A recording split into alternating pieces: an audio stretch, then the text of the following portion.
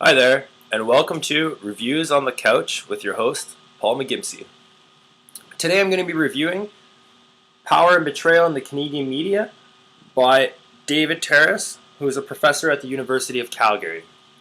Now, this book was written in 2001 and later updated in 2003.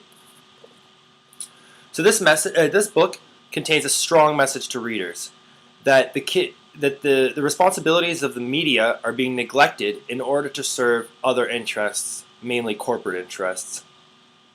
Also, that we as citizens, it is our democratic responsibility to act against these media and to fight for our rights.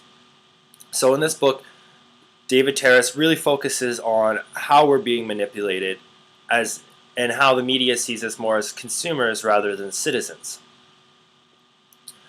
So this book is a fairly good read. It is, like I said, it is about 240 pages. It's a light read. It's also written fairly clearly. The author, David Terrace, does not use complicated language. He is not an economist. He's not a social geographer. He does not write like any of those academics. He writes in everyday English. It's easy to understand, a great easy read for anybody interested in the Canadian media. Also, he raises a lot of strong arguments and clear arguments, which he backs up with numbers and a lot of examples. So it's not really like he's shooting in the dark here. He has facts to back up his stuff, and he's done his research. He makes some very strong points about the global and Canadian media system.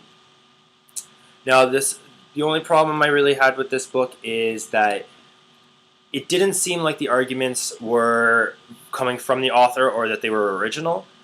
It was more or less the author was restating previous arguments that other critics of the global and Canadian media systems have had in the past.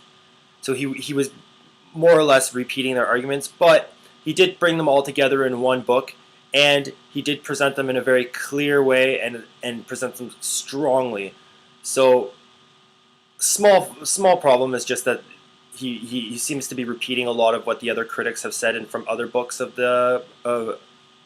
critics of the political economy of the media. And overall, this is a great read. I would recommend it for anybody who's interested in the Canadian or global media systems of today.